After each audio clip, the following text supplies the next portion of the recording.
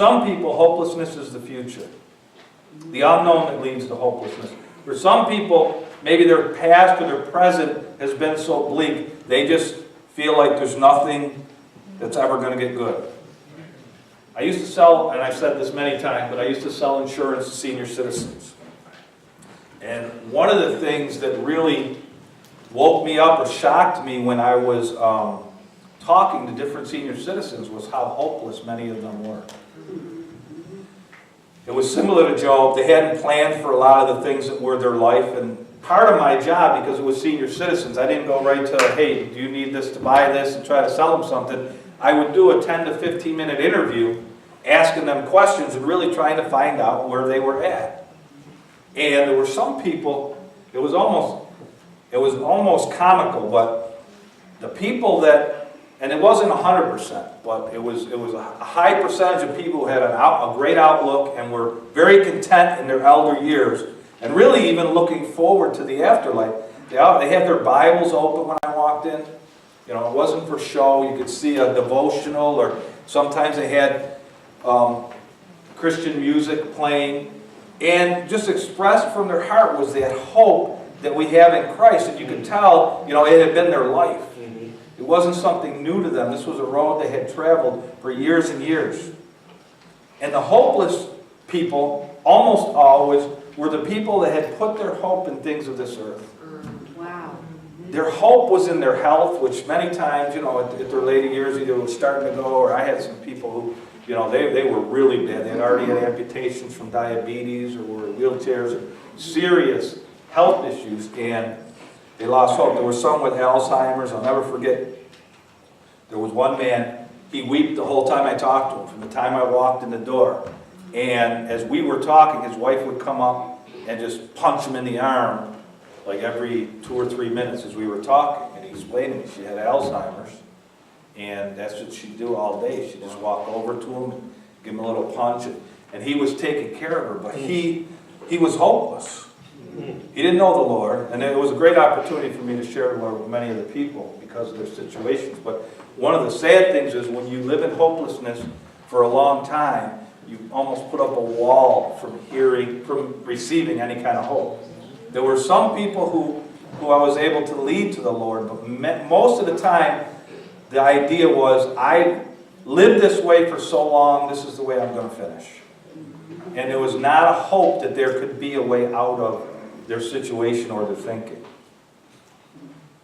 The Bible is full of hopeless situations, from Genesis to Revelation.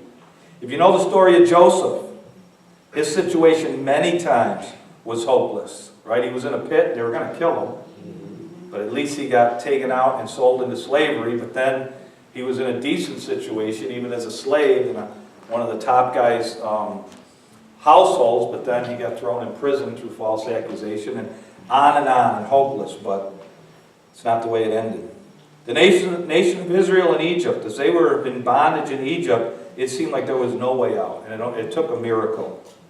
David with Goliath, and then David with Saul. Hopeless situations. The woman who only had a little flour and oil, if you remember, she just had enough for her and her son to have one more meal, and it looked hopeless.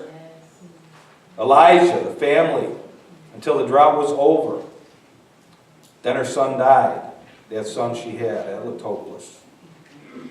And in chapter 18 of 1 Kings, Elijah took on 450 prophets of Baal and won. But then he saw hopelessness came in right after that. The point I want to make from that is even in victory, when we have great victory, we always need to be prepared for another trial. Because that's exactly what happened to Elijah. He wasn't prepared. He faced a greater trial than Jezebel. And he won that trial because his whole confidence and faith was in God. But right after that victory, he got defeated by a woman who said she was going to kill him. One woman defeated him when 450 prophets could not. Because he took the victory. I don't know, it's not clear, but I will say for me, it's a warning that even as I win a victory, I need to be prepared for the next battle. Because victory today doesn't guarantee that there won't be a trial tomorrow, and there usually is. The disciples faced hopeless situation. After Christ's death, even though he had told them about his resurrection, even though they kind of knew in the back of their mind, they didn't understand it. And they gathered, remember, they were afraid. They were afraid they were going to come and get them next. Lazarus' situation was obviously hopeful. He was already wrapped in cloth, and the spices had been put on him. He was already counted as dead. Even in Revelation, there's hopelessness. Let's go to Revelation chapter 5.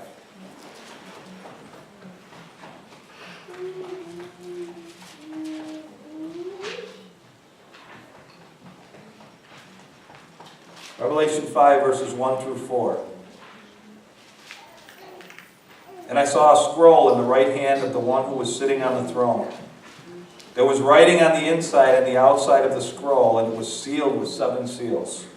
And I saw a strong angel who shouted with a loud voice, "Who is worthy to break the seals on this scroll and unroll it?" But no one in heaven or on earth or under the earth was able to open the scroll and read it. Then I wept because no one could be found who was worthy to open the scroll and read it. So even as John's having this vision, and I love it because Tony talked at Bible study this morning about a vision she had, and it was very similar in the fact it seemed like there was a hopeless situation. And God gave her a vision and showed her the hope. Because we know that in Christ there is no such thing as hopelessness. But in this place in Revelation where John was, and he's seeing all this unfold, and there's no one to open the scroll, the only thing he could do was weep. This is a place we all come to many times throughout our lives. There's many times where the situation happens, and it seems like there is no answer, there's no way out, there's no solution whatsoever. Everyone deals with hopelessness differently. Some are emotional. They just go off. And that's how they maybe try to handle hopeless. Some are stoic. Many times the stoic people are seen fine on the outside, but they're torn up on the inside. Some people handle hopelessness by not letting anyone know of the situation or their frame of mind. And that's probably one of the worst things to do, because when you tell others, that's when actually, especially as a believer, you start to tell others of a situation that seems hopeless. First of all, many times they can speak hope into your life. Second of all, they can start to pray, which is really a part of what God says is the answer to hopelessness.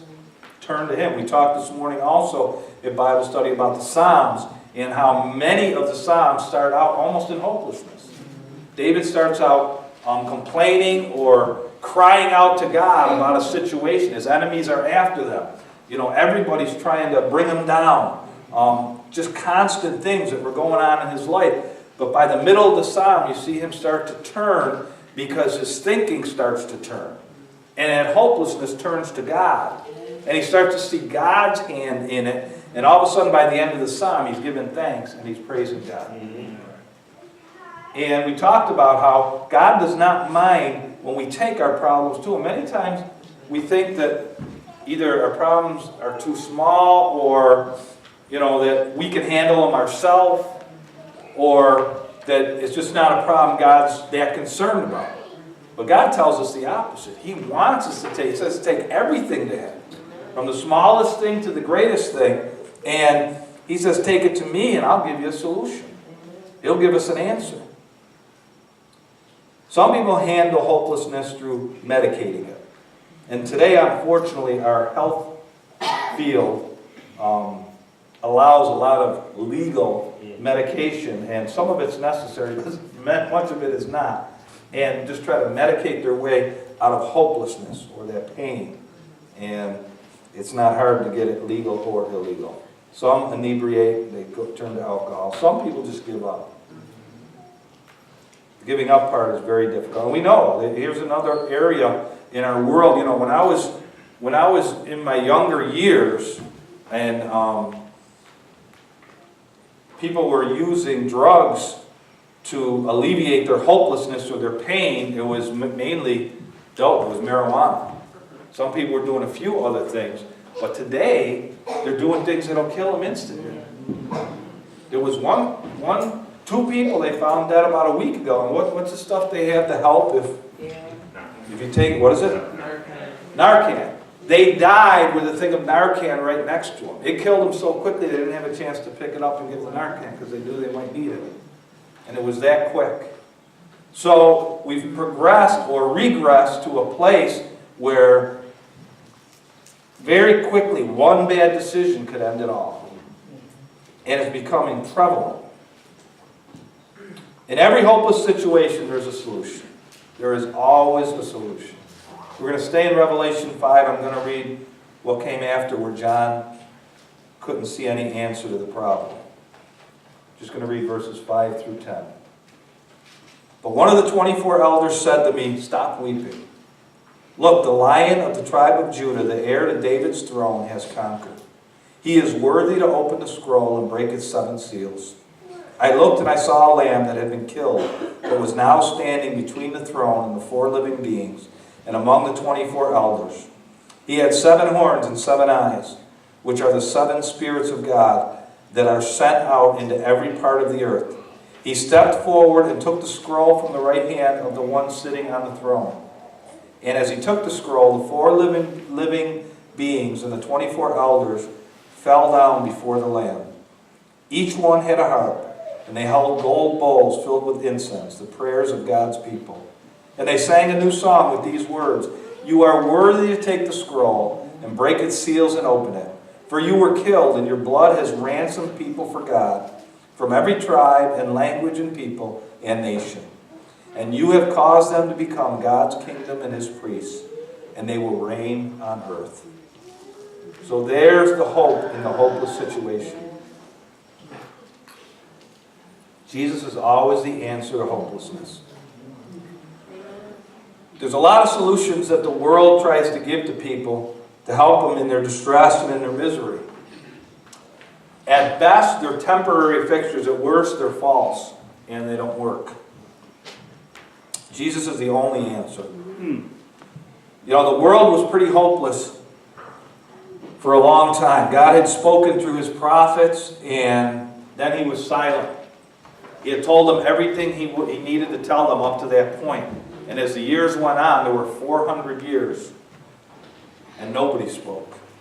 There was no prophet. There was nothing but silence. And all they had to go on was God's promises. And many people fell away, and many people grew weary. I mean, it was generation after generation, and God wasn't speaking. And many people became hopeless. But you think of Simeon and Anna. They didn't lose hope at all. Their hope was as fresh as if God had spoken to them the day before. Yeah. And they were just waiting. And when it happened, when Christ came to this earth, he brought that hope. And they were there, and they spoke of the hope that they had all along. They were not surprised when Christ came. Many were so surprised they had already written it off, and they missed it. Many. But there were 2 who were waiting, and God had promised and said that they would see the Messiah, would experience him before he took them home. And that's the kind of faith and that's the kind of hope that we have available to us and that we're supposed to live in. Again, there was hopelessness because Jesus, the ones who had followed him, put great hope in him. And he had said all these things, and all of a sudden, they had watched him die on a cross. And hopelessness came over many. But the resurrection again brought hope. That's the hope we have today.